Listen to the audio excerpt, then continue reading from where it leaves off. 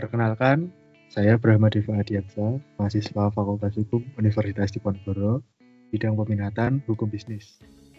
Perkenalkan, aku Hari Wicaksono, mahasiswa Fakultas Hukum Universitas Diponegoro, peminatan pidana. Oke, thanks Aryo atas perkenalannya. Ini kita udah lama nggak membahas mengenai pembahasan hukum ya. Apalagi kita mahasiswa semester akhir ini, kayaknya udah mempelajari banyak hal tentang hukum, dari hukum pidana dari yang hal dasar maupun hukum bisnis dari dasar ke tingkat lanjut ya. Nah, mungkin pada kesempatan malam hari ini kita akan membahas mengenai tindak pidana pencucian uang atau TPPU, gitu kali ya. Karena kan itu sesuai dengan bidang peminatanmu juga kan. Dan kalau dilihat-lihat penerapannya di Indonesia atau di internasional sendiri, TPPU itu juga ada kaitannya dengan hukum bisnis. Jadi kayaknya itu pembahasan yang menarik sih kalau kita bahas gitu. Perpaduan antara hukum pidana sama hukum perdata bisnis. Oke, karena aku kan dari bidang hukum bisnis ya, nggak begitu ngerti mengenai tindak pidana pencucian uang secara rinci. Nah, kalau dirimu sebagai mahasiswa bidang minat pidana, boleh nggak jelasin ke aku tentang tindak pidana pencucian uang atau TPPU itu gimana sih, biar bisa dimahami dengan mudah? Ya, boleh banget kan? Jadi, tindak pidana pencucian uang sendiri itu secara dasar adalah sebuah tindakan dari pelaku tindak pidana sebagai upaya untuk menyembunyikan hasil dari tindak pidana yang lakukan. Oke, berarti itu seorang yang melakukan kejahatan atau melakukan tindak pidana yang mana itu kan sebenarnya dilarang di undang-undang, tapi dia menyembunyikan hasil kekayaan itu supaya dia bisa menikmatinya dan tidak dianggap sebagai hasil tindak pidana gitu ya. Ya, betul banget, Kang. Berarti itu bisa mencakup kayak menyembunyikan keberadaan atau sumber pendapatan atau pemakaian uang ilegal yang disamarkan supaya dia kayak terlihat sah dan legal di mata hukum gitu ya. Iya. Oke. Kalau sejarah TPPU sendiri itu dipelajari gak di tempat di bidang pidana? Sempat dibahas, cuma memang tidak sebagai bahan utama dari pembelajaran ya. Cuma aku sendiri agak lupa waktu timeline dari sejarah tindak pidana sendiri. Hanya saja memang tindak pidana pencucian uang itu bermula dari kasus yang ada di Amerika sekitar tahun 1960 mungkin, yang dimana di sana dilakukan pencucian uang besar-besaran. Oh iya ya, aku kayak pernah baca ceritanya, lihat apa kasus-kasus tentang pencucian uang gitu. Kayaknya ini gak sih, laundromat-nya Al Capone itu ya, yang pencucian uang tapi berkedok bisnis laundry otomatis itu. Ya, Terus juga aku pernah baca itu yang dimulai dari 1800-an itu kayaknya pernah ada deh. Tapi ini tentang bajak laut berlian gitu. Jadi bajak laut berlian ini dia merompak kapal Perancis yang menjual atau membawa berlian kan. Terus dia rampok, habis itu dia jualnya di tempat penjualan berlian yang miliknya perompak juga. Nah, jadi kayak ini ngambil rampok, dijual ke tempat rampok, jadi dapat duitnya. Wah, ternyata kompleks ya, juga ya pencucian uang itu ya. Dan melibatkan lebih dari satu pihak ya, karena kan ada pihak yang melakukan tidak kejahatan, ada yang menerima aliran dana, dan ada yang memutar pendapatan uangnya itu tadi ya. Gitu. ya, memang dengan skala yang sangat besar ya pencucian uang itu sendiri. Berarti dimulainya juga dari Amerika berarti ya, karena sejarahnya yang pertama kali kita lihat itu merupakan tindak pidana internasional. Ya, karena bagaimanapun juga lakon tadi itu menjadi asal muasal dari apa yang disebut tindak pidana pencucian uang itu sendiri. Karena dialihkan ke bisnis laundry. Oh iya, masuk akal sih. Saya dulu pas waktu kecil aku ngiranya pencucian uang itu kayak kita menemukan uang haram gitu, terus kita cuci, masukin ke dalam mesin cuci, jadi bersih nggak boleh karena merusak uang negara, nanti di penjara. Oh ternyata asal usulnya Literal. dari laut Roma ya. Iya. Nah tapi ini deh, aku pernah baca jurnal kan, jurnal ilmu hukum gitu, tahun 2015-an atau 2010 gitu ya. Itu dia mengatakan tindakan pidana pencucian uang ini lebih umum dan marak dilakukan di negara yang memiliki perekonomian maju. Emang kayak gitu ya? Mungkin bisa dibilang benar ya, karena bagaimana juga perputaran uang, terutama di negara-negara yang maju itu memang sangat besar. Sehingga karena pencucian uang itu sendiri kan memutar uang dari ilegal itu dalam jumlah yang sangat besar, sehingga akan lebih mudah untuk disamarkan dalam sistem yang lebih besar. Iya ya, benar ya. Berarti eh, maka mentarget yang perekonomiannya maju dan lebih canggih, jadi mereka gampang untuk mencari celah-celahnya gitu ya. Makanya Ya, disebut sebagai apa namanya, white collar crime ya, iya. kejahatan kerah putih gitu. Itu berarti dia secara singkatnya uang tindak pidana kriminal dia ubah menjadi bentuk lain, kayak misalnya investasi gitu, bisa nggak? Investasi ke perusahaan atau transfer ke bank-bank macam-macam gitu, bisa nggak? Bisa banget. Karena bagaimana juga dapat investasi ataupun masukan transfer ke bank-bank tersebut itu merupakan salah satu dari tahapan pencucian uang itu sendiri. Juga ini kali ya, pernah dengar kasusnya Meyer Lansky nggak? Kalau yang aku baca nih, dia melakukan pencucian uang dengan mendirikan hotel, terus lapangan golf, dan juga pengemasan daging sebagai kedok dari dia melakukan tindak pidana kejahatan yang kemudian setelah disalurkan ke hotel, lapangan golf, dan pengemasan daging tadi, itu uangnya ditransfer ke bank di Swiss gitu. Bank di Swiss itu kan mengutamakan kerahasiaan klien, jadi kayak susah untuk dideteksi gitu. Tapi Ya, emang ini ya, ada beberapa negara yang perbankannya itu merahasiakan kliennya itu transaksi apa nggak diketahui kemana. Ya, emang itu ada ya? ya, seperti contoh dari Swiss sendiri kan dia sebagai negara netral, posisinya sebagai negara netral itu mempengaruhi keberadaan dia sebagai negara dalam menentukan kebijakan. Salah satunya dalam hal perbankan ini, di mana mereka tidak melakukan yang namanya prinsip know your customer, sehingga mereka tidak akan peduli dari mana dan bagaimana uang itu didapat agar bisa mendapatkan keuntungan dari pajak-pajak. Berarti ini ya, kayak ada kepentingan suatu negara untuk dia, karena dia mendapatkan keuntungan dari sisi ekonomi ya, asalkan itu menguntungkan dia ya nggak masalah gitu ya, daripada dilaporkan nanti pendapatannya berkurang, ya udah yang penting jalan aja gitu ya. Berarti ya mirip-mirip sama ini nih, kasusnya Franklin Jurador. Dia itu mafia obat bius. Dia melakukan pencucian uang gitu kan dengan menjual obat bius. Tapi dia melibatkan banyak orang. Jadi dia melakukan jual beli fiktif, terus penitipan investasi fiktif, dan menggunakan fasilitas dari Bank Swiss dan juga bank lepas pantai atau offshore itu, yang menyediakan namanya itu kalau nggak salah Nostro account. Jadi ada nomor rekening istimewa, sehingga banknya itu nggak tahu siapa nama pengirim, siapa nama penerima dari aluran dana. Beberapa bank itu memiliki kebijakan tertentu untuk menyamarkan pengirim, pembuat rekening, dan kayaknya juga ada ini deh, negara yang memiliki regulasi bahwa orang itu boleh membuat rekening tapi menggunakan nama palsu. Itu kalau nggak salah di Austria. Ada, aku pernah baca.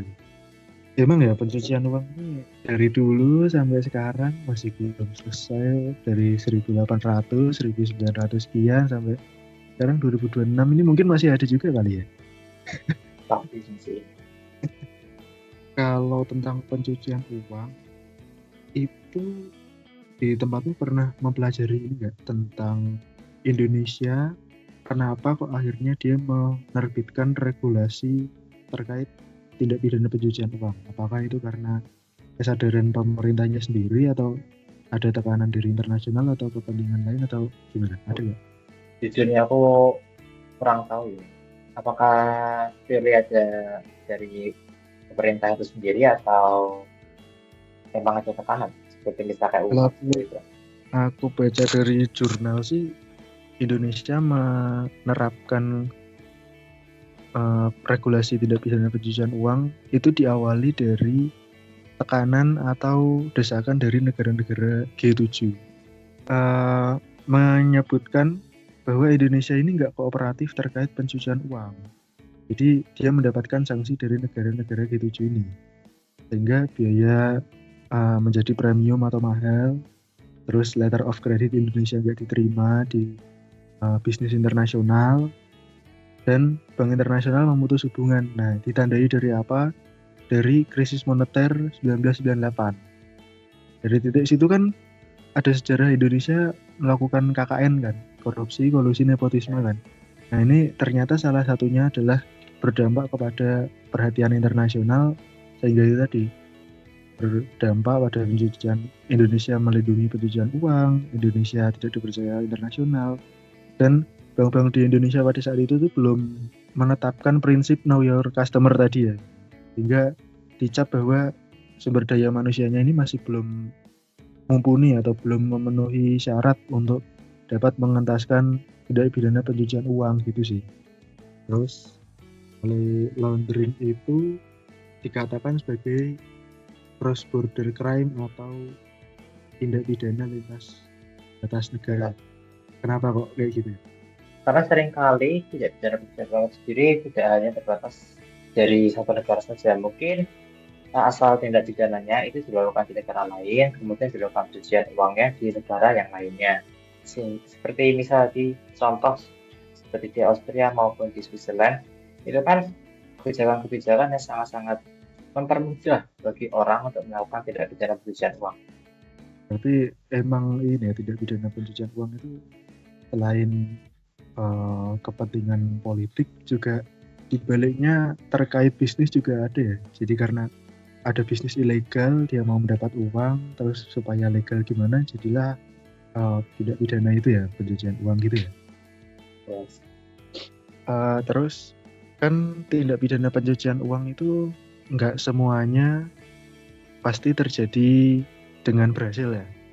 Ada, aku pernah dengar di pidana dasar itu namanya percobaan tindak pidana. Nah, kalau misalnya menurutmu terkait hubungan antara tindak pidana percobaan, tapi itu percobaannya mengenai pencucian uang, nah itu gimana kalau dari sudut pandangmu? Ya, seperti yang disebutkan jalan KUHP, itu kan segala percobaan dari tindak pidana itu sendiri kan pasti akan tetap dilakukan pemidana dan meskipun pasti akan lebih ringan apabila mereka melakukannya sampai selesai. Itu ini enggak termasuk kalau percobaan dikurangi sepertiga kejahatan asli, gitu enggak sih? Itu kan ya berdasarkan KUHP itu kan dasarnya. Berarti tetap ini sama ya, tetap pengaturannya sama kayak percobaan tindak pidana yang lain-lain ya? Ya, menggunakan KUHP itu kan selama tidak diatur secara khusus oleh Oh Undang-Undang iya. PPDU. Terus kalau menurutmu nih, mengenai tindak pidana pencucian uang, kalau dipidana berdasarkan aturan Indonesia yang terkini, Undang-Undang Nomor 8 Tahun 2010 ya, udah cukup atau kurang atau gimana kalau dari pendapatmu ya? Aku rasa dari Undang-Undang Nomor 8 2010 itu sendiri sebenarnya sudah lumayan cukup ya, tapi mungkin perlu diadakan penguatan dalam hal pembuktian. Bagaimana mencari pihak-pihak seperti PPATK dapat secara lebih jelas mendeteksi indikasi dari tindak pidana pencucian uang itu sendiri. Berarti, oh ini ya, disebutin tadi PPATK ya? Berarti PPATK itu bekerja atau bertindak sebagai penyidik ya? PPATK itu lebih seperti mereka yang mengawasi transaksi keuangan yang mencurigakan. Itu mereka bagian seperti itu. Nah, ini kalau misal berarti kan ini dia berwenang di bidang tindak pidana pencucian uang ya.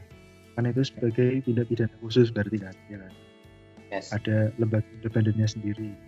Nah, kalau misalnya kita lihat dengan kasus lain, tindak pidana pencucian uang yang asal tindak pidananya itu dari korupsi gitu misalnya. Berarti apakah PPATK ini bisa bekerja sama dengan KPK? Dalam hal ini KPK penyidik korupsi, PPATK untuk mengawasi transaksi yang tidak wajar. Kalau menurutmu dari sudut pandang pidana gimana? Aku rasa PPATK itu kan bisa memberikan bukti awal bahwa ada something yang happening nih. Kemudian mungkin apabila memang itu dirasa benar mencurigakan, itu kemudian bisa diajukan ke pengadilan, untuk proses pengadilan, di mana mungkin bisa didapatkan petunjuk terhadap kasus korupsi itu sendiri. Tapi untuk ininya penyitaan pencucian uangnya kan nanti ada harta kekayaannya tuh. Misalnya itu terkait dengan korupsi, boleh nggak disita terlebih dahulu sebelum dibuktikan bahwa itu harta hasil dari korupsi? Tentu saja boleh ya, apalagi kalau barang-barang bukti itu dirasa ada resiko untuk hilang. Jadi boleh ini ya, boleh disita terlebih dahulu sebelum dilakukan pembuktian nggak masalah, karena ini Yes. TPPU lebih dahulukan daripada asal tidak pidananya gitu ya. Mereka itu bisa dibilang sebagai tindak pidana berdiri sendiri kan. Jadi pembuktiannya bisa dilakukan secara bersamaan. Tidak perlu Oh, bagi tindak pidana pencucian uang pembuktian TPPU untuk menunggu pembuktian dari tindak pidana asalnya. aku sebagai mahasiswa hukum bisnis ingin mengetahui tahap-tahap TPPU itu seperti apa sih yang bisa diperhatikan, itu ada nggak kalau dari bidang pidana? Jadi TPPU itu sendiri dibagi menjadi 3 tahapan.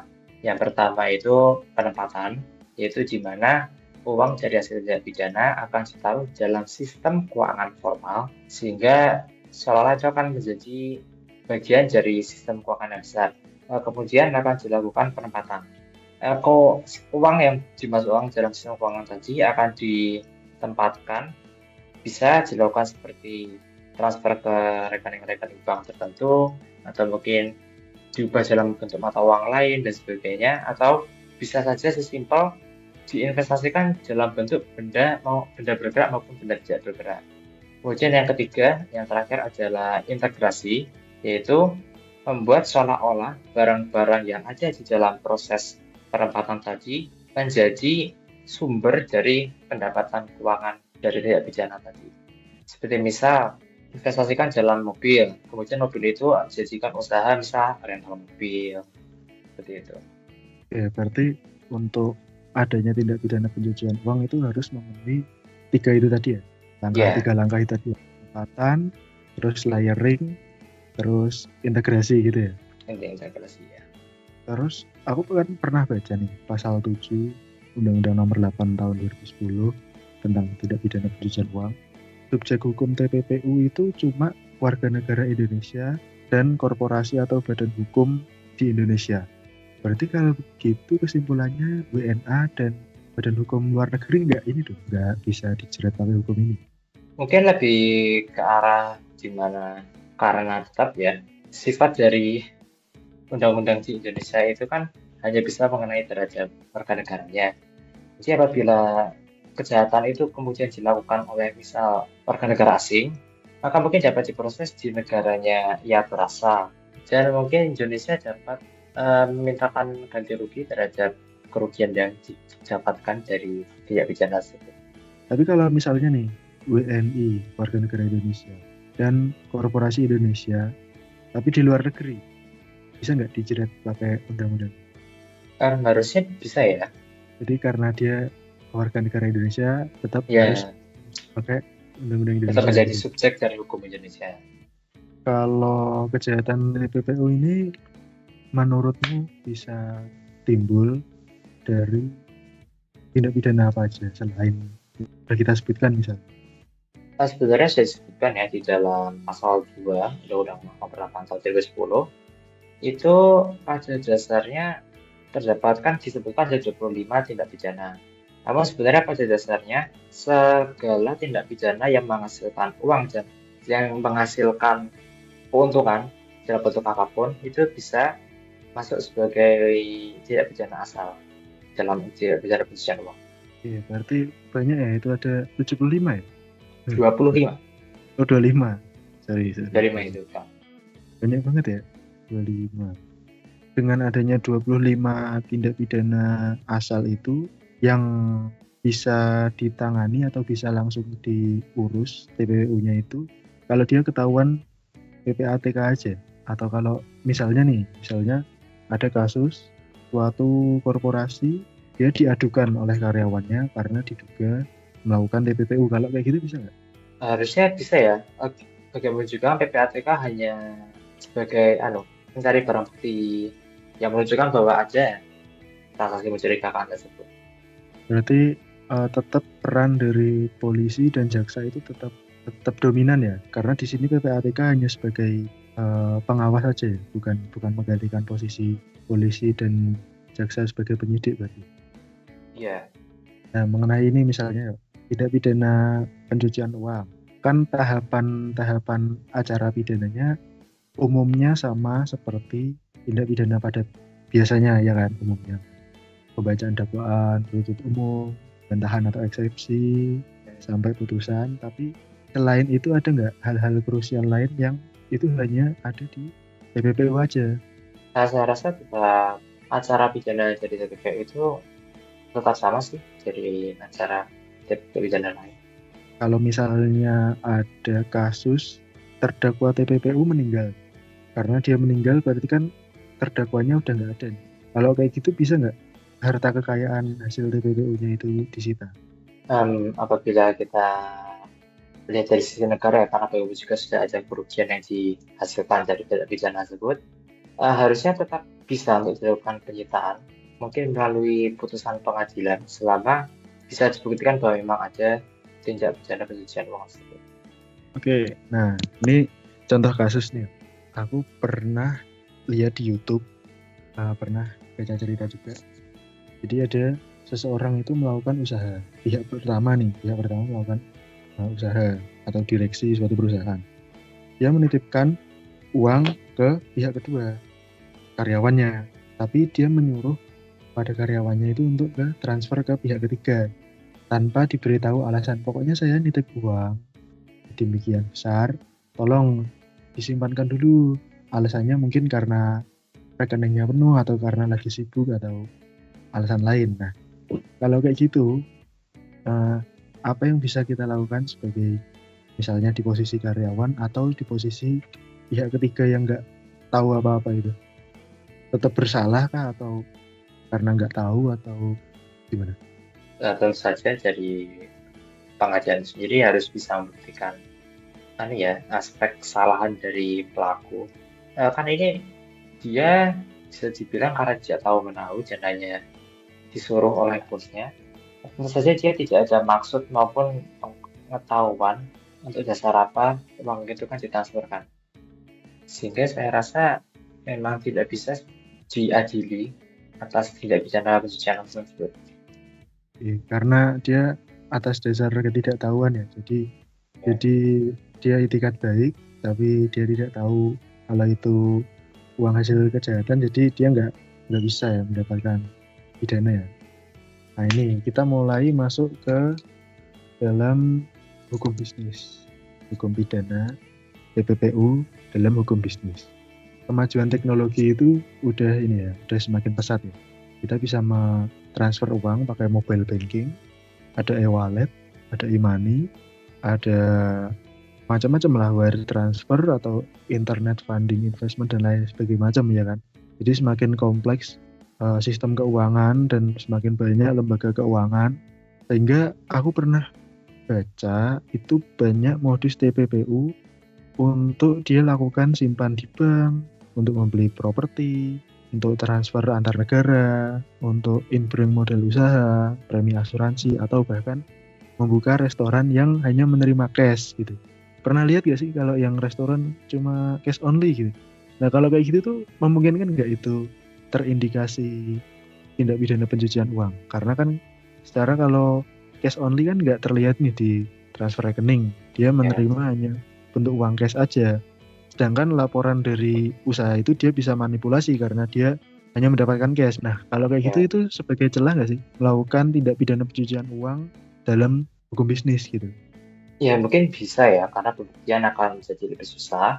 Tapi aku rasa itu memang sebelum adanya teknologi yang seperti ini kan memang sudah dari dulu undang-undang pencucian uang, tidak bisa pencucian uang sudah dilakukan pemidanaan. Sehingga aku rasa mereka akan melakukan pendekatan yang lebih konvensional, mungkin seperti pengecekan aset dan mungkin pelacakan dari aset-aset tersebut. Apakah benar orang-orang tersebut memiliki aset-aset yang didaftarkan atasnya gitu. Jadi tetap pendekatannya disesuaikan dengan jenis usahanya ya berarti ya. Kalau yang Iya, berkaitan dengan sistem keuangan yang lebih canggih berarti ya dia dilihat melalui sistem online, tapi kalau yang cash only berarti dia dilihat dari kepemilikan propertinya gitu ya. Pendapatannya iya. untuk apa, mendapatkan apa gitu ya. Misalnya nih, yang paling umum namanya layering. Layering kan tadi dijelaskan kayak pelapisan untuk menutupi uang hasil tidak pidana. Itu kalau dilakukan, contohnya menyuruh orang kayak tadi tuh, menyuruh orang sampai ke suruhan orang kesekian gitu. Ada beberapa yang mengetahui bahwa ini uang hasil tindak pidana, tapi karena udah kesekian kali ditransferkan kuasanya ke atas nama yang lain, jadi nggak bisa kedetek kan. Manakala suatu saat terdeteksi oleh PPATK, berarti itu tetap yang dipidana pelaku utamanya aja atau semua rentetannya itu kena, walaupun ada yang tahu ada yang nggak tahu gitu. Ya mungkin tetap ini kembali ke mens rea dari sebuah tindak pidana. Apakah mereka memang ada tujuan yang buruk atas suatu perbuatan, sehingga memang perlu pembuktian sih, kembali lagi. Sehingga tidak bisa serta-merta semua yang terlibat itu memang dianggap bersalah dan dipidana. Berarti titik intinya pada tindak pidana pencucian uang itu yang kita dapat sejauh ini ada dua inti penting ya terkait untuk perbankan. Berarti prinsip know your customer itu wajib harus dilakukan ya, karena untuk mengantisipasi transaksi legal dan tidak wajar gitu kan. Dan juga tindak pidana pencucian uang itu harus menitik beratkan pada pembuktiannya, berarti ya pembuktian itu dia bersalah atau enggak sesuai dengan mens rea-nya itu gitu ya. Nah, tapi kalau misalnya ada suatu kasus nih, antara lawyer dengan kliennya. Nah, kliennya nih kebetulan pelaku tindak pidana pencucian uang.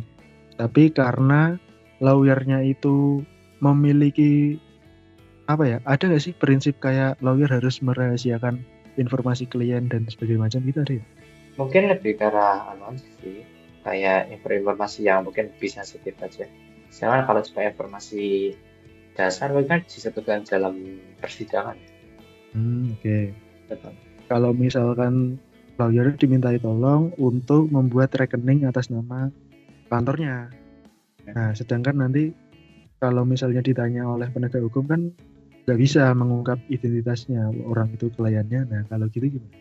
Aku rasa dalam hal pembuktian misal dari PPATK tadi untuk bisa melakukan penyelidikan atas tindak pidana pencucian uang, itu mungkin akan lebih outweigh daripada kerahasiaan dari klien tersebut, karena bagaimanapun juga kan posisinya hubungan antara klien dengan lawyer itu kan cuma saya perdata lah ya.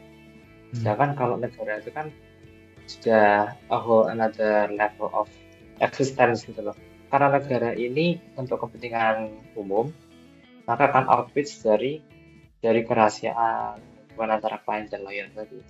Jadi berbeda ya antara hubungan perdata lawyer klien dengan hubungan TPPU negara sebagai hukum publik gitu ya. Ya, mungkin lebih karena juga kan semua kepemilikan dari semua kepemilikan semua transaksi dari si pelaku ini kan pasti akan coba dikulik semua kan untuk dapat memastikan untuk mengumpulkan seluruh bukti yang ada. Nah, terus nih aku pengen tahu nih kalau dari sudut pandang pidana, kira-kira faktor-faktor yang bisa menyebabkan TPPU itu tetap ada atau terjadi itu ada nggak? Faktor-faktor apa aja gitu? Misalnya pembiaran dari negara, dia nggak peduli dengan regulasi TPPU. Jadi ya udah terserah, saya nggak mau ngatur. Atau ada nggak faktor lain? Mungkin salah satunya emang karena negara memang mungkin masih kurang ketat ya dalam pelaksanaan hukumnya, sehingga masih banyak chance atau celah-celah bagi para pelaku dari tindak pidana untuk melakukan tindak pidana pencucian uang. Kemudian juga para pelaku tindak pidana begapun kondisinya, mereka pasti akan mencari celah untuk melakukan tindak pidana untuk menguntungkan dirinya sendiri kan. Sehingga akan lebih kompleks. Ya benar sih, karena ya itu tadi ya, kita kalau misalnya mau menegakkan TPPU juga harus ada pembuktian yang lama kan. Terus habis itu dari sisi perbankannya juga harusnya menerapkan prinsip know your customer, tapi kan nggak tahu kalau ada yang berkepentingan di belakang sana. Aku pernah baca dari jurnal itu, Jurnal Publikasi Ilmu Hukum tahun 2024. Dia bilang kalau Indonesia berada pada urutan ke-99 dari 162 negara terkait tindak pidana pencucian uang. Nah, berarti masih rendah ya, di bawah gitu loh. Contohnya nih, contoh negara TPPU dan pembiayaan teroris tertinggi menurut laporan International Center for Asset Recovery atau ICAR tahun 2014. Yang paling tinggi itu ada Iran, Mali, Afghanistan, Swaziland, Kamboja, Tajikistan, Mozambik, Guinea Bissau, Myanmar, dan Irak. Nah, emang kenapa kok dikaitkan antara TPPU dengan pendanaan terorisme? Emang kaitannya sedekat itu? Ya, sangat-sangat cepat sih sebenarnya, karena Hukum juga kan memang dengan aliran dana yang begitu besar dari tindak pidana yang lain, kemudian bisa dimanfaatkan kembali untuk kepentingan-kepentingan yang kita tidak tahu ya untuk teroris itu, sehingga akan menjadi threat bagi country di mana aksi terorisme itu akan berada sih. Ya, berarti emang ini ya, sumbernya dari kejahatan, pura-puranya dilegalkan, terus untuk mendanai kejahatan gitu ya. Kembali kejahatan. Siklusnya berulang berarti ya. Tapi kenapa ya kok misalnya TPPU itu yang paling tinggi tadi gue sebutkan kan berasal dari negara-negara benua Afrika dan negara berkembang. Padahal di awal tadi kita mengetahui semakin maju perekonomian negara, maka semakin favorit tempat TPPU. Nah, ini sebenarnya kan kayak bertolak belakang. Kalau menurut pandanganmu gimana? Bisa jadi emang karena dari yang negara maju itu tidak terdeteksi saja.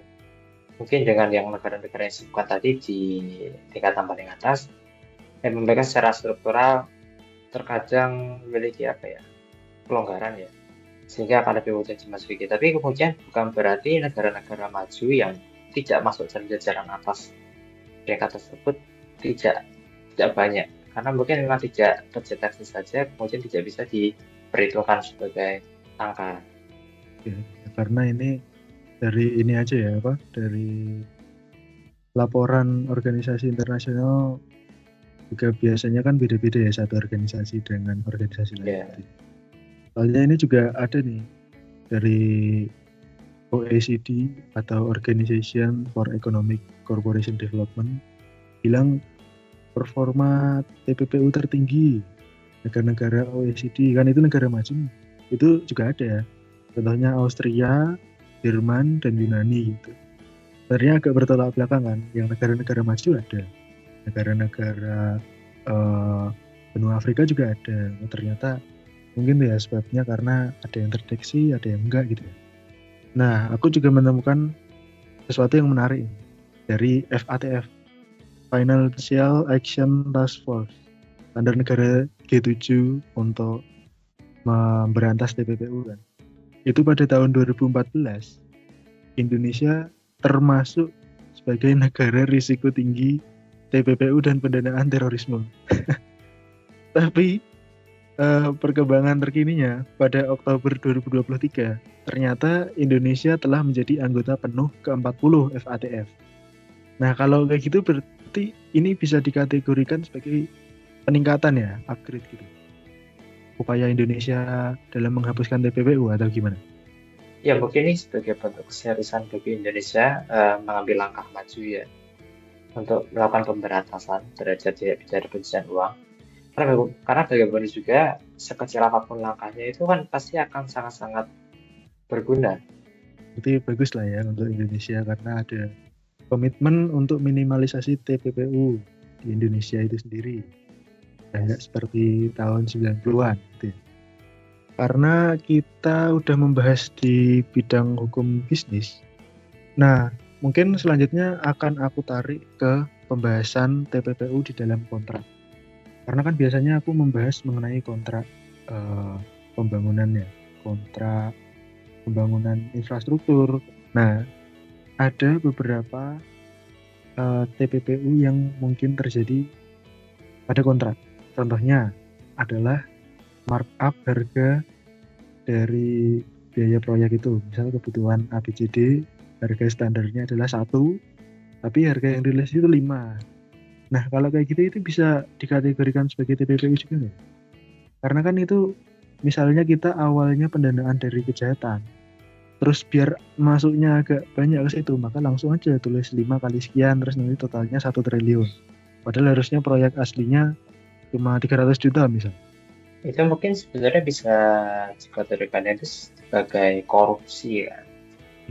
Karena bagaimana juga emang TPPU kan sebagai tindak pidana lanjutan yang dimana membuat uang harta ilegal menjadi legal. Jadi apa yang kamu sebutkan sendiri itu sebenarnya kan korupsi sebagai salah satu bentuk tindak pidana asal. Berarti umumnya TPPU itu selain dari pendanaan untuk terorisme, bisa juga tindak pidana asalnya itu dari korupsi ya umumnya. Ya, Oke. salah satu yang paling besar. Tapi sebenarnya nggak bisa disalahin sepenuhnya juga sih kalau misalnya nih melihat dari kontrak hukum bisnis. Karena biasanya kontrak hukum bisnis, apalagi pembangunan infrastruktur, ini birokrasinya kan lama banget. Jadi perlu istilahnya pelicin gitu kan. Suap perizinan gitu. Ya.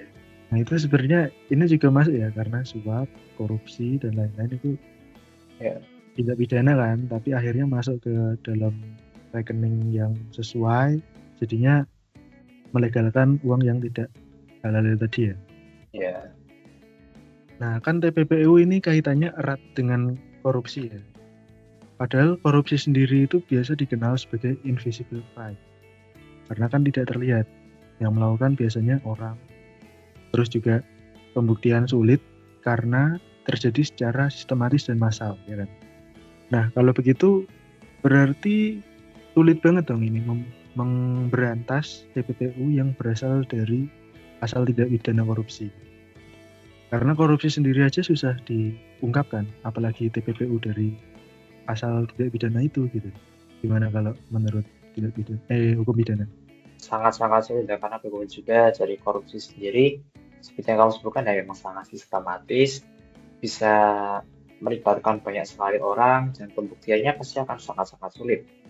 Kemudian apalagi ditambah dengan proses pencucian uang yang mereka lakukan, sehingga orang-orang yang terlibat pasti akan lebih banyak sekali pembuktian yang perlu dilakukan sehingga dapat menarik siapa yang salah dan siapa-siapa saja yang terlibat dalam tindak pidana tersebut.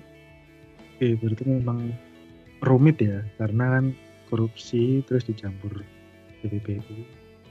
Berarti memang ini harusnya undang-undang perampasan aset ini segera disahkan berarti ya ini ya. Iya, bisa sangat-sangat membantu ya. Oke, terus kalau misalnya nih mengenai TPPU, kan aturan Indonesia udah ada nih. Undang-Undang Nomor 8 tahun 2010 kan yang terbaru.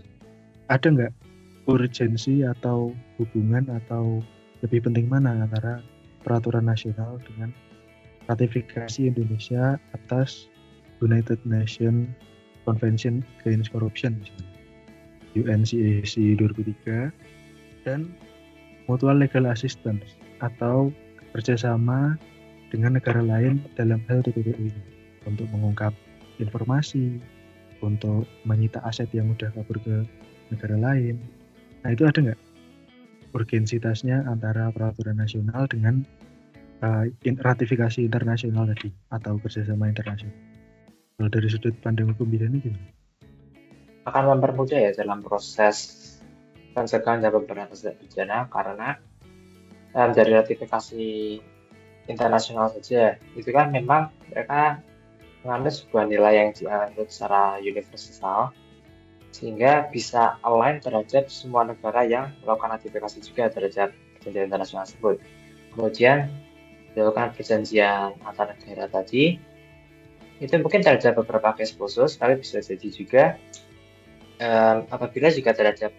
apabila mereka juga melakukan ratifikasi terhadap perjanjian yang sama, maka kan mereka memiliki satu nilai yang setara.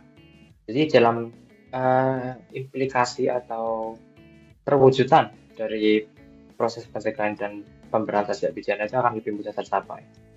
Berarti lebih banyak peraturan yang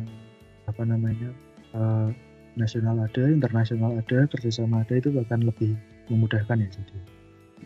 Nah mungkin ini kasus Jiwasraya yang masih agak baru. Nah itu kan dia menginvestasikan dana dari yang dia dapat itu kan, dan akhirnya mengalami kerugian padahal sebagian asetnya itu sudah dipindahkan atas nama pihak lain atau pihak ketiga. Misalnya nih berpindah ke perusahaan cangkang atau perusahaan offshore atau perusahaan fiktif gitu misalnya. Jadi kan ke pihak ketiga atau perusahaan baru yang fiktif atau perusahaan yang jauh di luar negeri gitu. Itu kalau misalnya menurut hukum pidana, cara untuk memperoleh aset-aset yang tersebar itu gimana? Soalnya setahuku Jiwasraya ini bagian besar asetnya ini udah tersebar kemana-mana tapi nggak bisa diambil. Jadi yang dipidana cuma pelaku utamanya aja, itu pun kalau nggak salah di bawah 15 tahun aja pidana. Sedangkan kalau dia masih bisa mengakses kekayaan yang dia sebar tadi, kan dia masih bisa menikmati itu walaupun udah 15 tahun di penjara. Belum nanti kalau mendapatkan remisi pengurangan, ya sama aja, masih kaya kan gitu. Ya, seperti kasus-kasus seperti inilah yang membuat perjanjian antar negara itu menjadi sangat penting. Karena kita untuk melakukan penyertaan barang-barang seperti kasus tersebut itu memang harus adanya izin dari negara-negara yang berkaitan kan. Jadi perjanjian antar negara ini sebagai wadah untuk membantu pelaksanaan pemberantasan dan pencegahan tindak pidana pencucian uang tersebut. Oke, berarti memang harus ada ini ya, mutual legal assistance dengan negara-negara lain ya yang biasanya dituju untuk pelarian sumber TPPU. Nah kalau misalnya contohnya Singapura dan Dubai ini, itu aku pernah baca sebagai negara favorit untuk mengalihkan pendanaan hasil dari tindak pidana pencucian uang.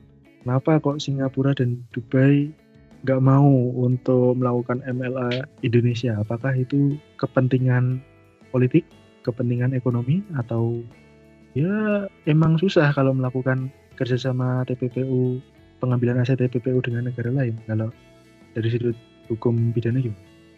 Karena saya sendiri tidak ada data yang mendukung ya. Mungkin ini memiliki sifat yang sama seperti dari Austria dan Switzerland tadi, di mana mereka memiliki kepentingannya tersendiri atas aset-aset yang masuk ke negara mereka, sehingga mereka akan mempersulit atau setidaknya tidak akan mendukung lah dalam upaya untuk pemberlakuan pemberantasan dan pencegahan tadi. Nah, sekarang coba kita beralih ke kasus proyek BTS 4G yang akhir-akhir ini terkini.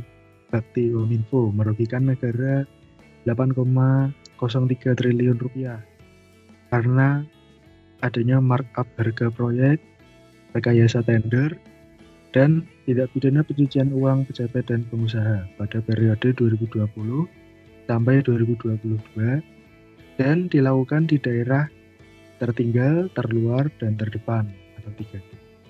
Kenapa coba kok bisa akhirnya ketahuan TPPU? Apakah menurutmu karena PPATK atau karena hal yang lain? Nggak tahu ya apa detail kasusnya gimana, cuma mungkin bisa menjadi kombinasi dari beberapa faktor, mungkin dari PPATK, mungkin ada laporan dari orang-orang yang berada di dalam dari program tersebut, sehingga akan lebih mudah terungkap ya. Berarti kan seharusnya kan kayak gitu kan. Seharusnya alurnya adalah pelaporan dari PPATK atau orang yang terlibat dalam proyek tersebut ya kan. Tapi fun fact-nya adalah kasus ini baru terdeteksi setelah hasil viralitas atau publikasi dari penegak hukum yang terlibat dalam kasus ini. Jadi setelah viral muncul ke publik, PPATK itu baru mendeteksi adanya TPPU ini. Jadi nggak berasal dari laporan transaksi yang mencurigakan dari perbankan misalnya atau lembaga keuangan lain. Jadi di sini kan sepertinya ada suatu titik yang abu-abu gitu. Kenapa kok mendapatkan laporannya dari penegak hukum? Kenapa kok enggak dari lembaga keuangan atau perbankan? Padahal seharusnya mereka itu yang memegang prinsip know your customer, ya kan? Ya. Sehingga memudahkan pembuktian dari penegak hukum terkait TPPU itu. Nah, berarti kan di sini kita mengetahui kurangnya peran PPATK dalam pengungkapan kasus TPPU itu kan. Berarti entah kurang optimal atau lembaga keuangan dan perbankannya yang ada perjanjian tertentu gitu misalnya. Atau di bawah tekanan karena ini kan melibatkan mantan Menkominfo Johnny G. Plate itu. Harusnya kan berarti perusahaan fiktif itu berhubungan dengan lembaga keuangan dan perbankan, dan harusnya perbankan kalau mengikuti peraturan menggunakan prinsip know your customer gitu kan. Artinya kan di sini penegakan hukumnya masih nggak sesuai. Mungkin masih belum ada ini kali ya, sanksi pidana bagi lembaga keuangan atau perbankan terkait penerapan prinsip itu ya. Jadi masih banyak yang menganggap enteng karena kepentingan pribadi atau di bawah tekanan atau gimana gitu kali ya.